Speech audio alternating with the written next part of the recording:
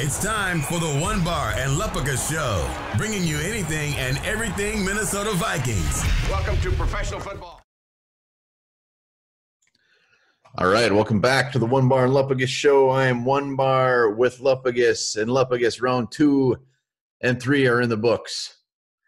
They are in the books. We have two shiny new Minnesota Vikings. We really filled two big areas of need. We, piggybacked on one, and we got a big boy that we've been looking for. So let's talk about the first one, Ezra Cleveland. Yeah, Ezra Cleveland. Ezra Cleveland, name that definitely has been floated around with the Vikings. It was more looked at as a round 1 pick. I don't think anyone really thought he was going to be there. Huge value, fills a need. I think he has a chance to be the future at left tackle for the Vikings, but it won't be his rookie year. Yeah, that's the key word, the future. I don't think he's ready to see the field early. I think now you're keeping Riley Reef because you need him this year if there is a season. Ezra Cleveland needs to get bigger. He needs to get stronger, but he loves his athletic ability. Nice long arms. He can move well. So I do think his potential is to be your future left tackle. It's just going to take some time for him to get there.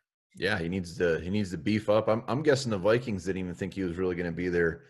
My guess is they probably had their eyes on a guy that could maybe step in and play sooner or is more ready to go. But the fact that he was there, he fell in their laps. I think they were all over it. Well, it was crazy. There was talk earlier in this week that he was going as high as pick 10 overall to Cleveland. We were kind of thinking, God, are the Vikings going to take this guy at 22 or 25, which we both thought was way too early. To get him at pick 58 is a huge value, and it fills a major hole for the Vikings. Like we said, it's going to be down the road, but, Brian O'Neill got on the field earlier than anyone imagined. When we drafted him, kind of seen as the same type of player, a guy who needs to get stronger, an athletic tackle. So maybe, Cleveland does the same thing. Yeah, you never know. Riley Reef, I think, is definitely our guy, but if he goes down, Ezra Cleveland would be the next man up. We haven't really trying to think of the last left tackle that we drafted, not in the first round, just kind of a guy that we're going to groom in to be that guy, and I can't think of him. And I look forward to this. I think this is a great opportunity for him. It's a perfect match because he comes in with no pressure, and if he has to play, he has to play. Well, yeah, and you know what? He's a former teammate of last year's third-round pick, Alexander Madison, so you got that familiarity there. Maybe Madison was chirping at the Vikings, letting him know what he thought about this guy. So you love that. You love to see when you get a couple teammates drafted same year or years apart. It's always a pretty cool thing. Yeah, and even though we're saying he's not ready, he's a little bit raw, he's athletic, and he needs to beef up. I mean, he did start 40 games for Boise State at left tackle, so he has plenty of experience. So I don't think he's that far off. He just needs to toughen up a little bit. And Riley Reef I would guess that this is probably his last year in purple. Well, you got to think so. And, with his contract and the Vikings having 13 picks tomorrow, we got to maybe figure out something and create some room to sign the 57 players the Vikings are going to be drafting this year. So who knows? Who knows what happens with that contract? But you got to think they're going to keep him. I can't think they're going to. Well, yeah, I think this definitely cools down any Trent Williams talk as well. It extinguishes it. Extinguishes it. Great word. So, yeah, that pipe dream is over. Ezra Cleveland, pick 58, solid value.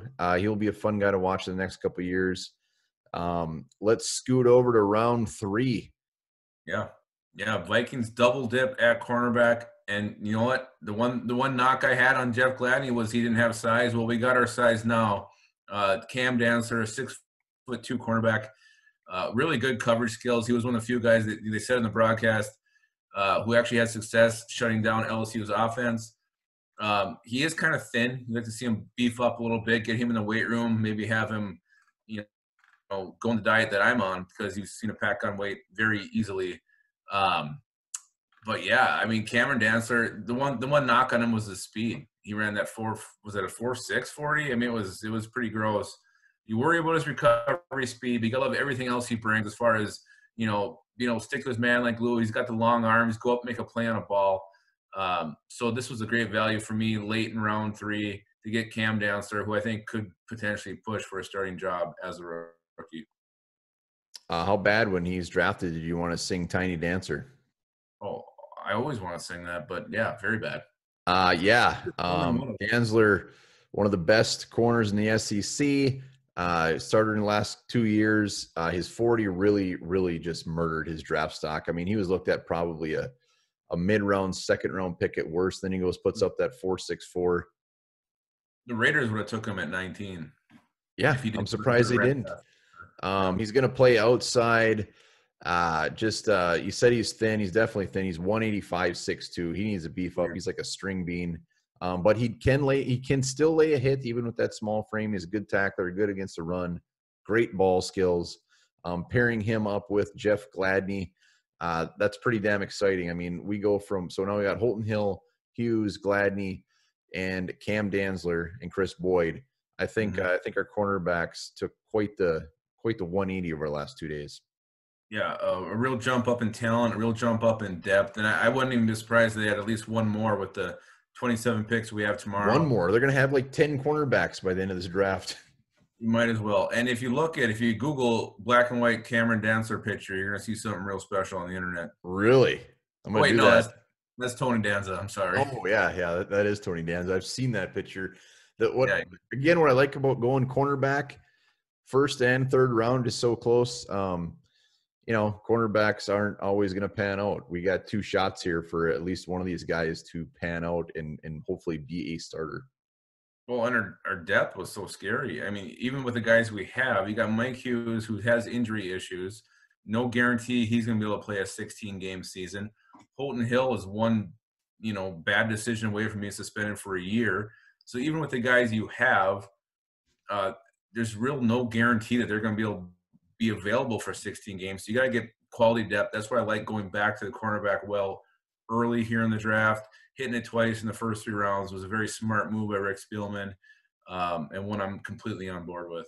Yeah, I think Dantzler's going to come in with a chip on his shoulder. I think he's going to think he was worth a little bit more in that late third-round pick, and he's gonna be out there to prove something, and he's gonna be a good player. So we end up with just 2 picks because, as you already mentioned, the Vikings traded 105 for like 18 picks from the Saints.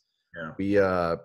That's actually going to hurt my grade for today because there was still plenty of talent sitting there at 105. That's an issue. And another issue too is, why don't you package some of the picks you already have and move up and get an Antoine Winfield Jr., get somebody like that. It sucks seeing that guy go somewhere else. At least it's far away, like in Tampa. We're not going to see him that often. But, there's a lot of guys I really wanted here at the end of the third round. Was hoping we would have took one. Now you move back again. I think we don't pick to I'm guessing 115-ish, 120-ish, somewhere 117. 117. Who knows? I mean, if all these linebackers keep going and these really random tight ends keep getting drafted, maybe we'll see the same guys on the board. And maybe that's what Spielman was thinking. Hey, I like 10 guys here. There's a good chance one's going to fall to me if we get to take this deal from the Saints. So go ahead, give us your grade. What are you thinking? Well, let's so tomorrow we got 3/4, 3/5, 3/6, and 4/7. So I expect them to be wheeling and dealing and end up with a handful of fifths.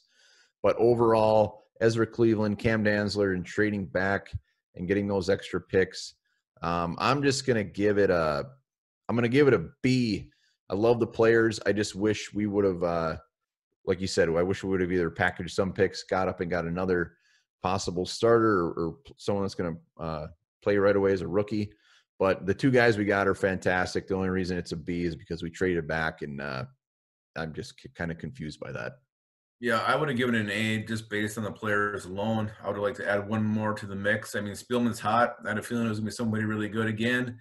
But you move back down, now you have 13 picks. You have more picks on the third day than you had the entire draft when it started on Thursday. He's obsessed. Spielman is obsessed with day 3 picks. No doubt.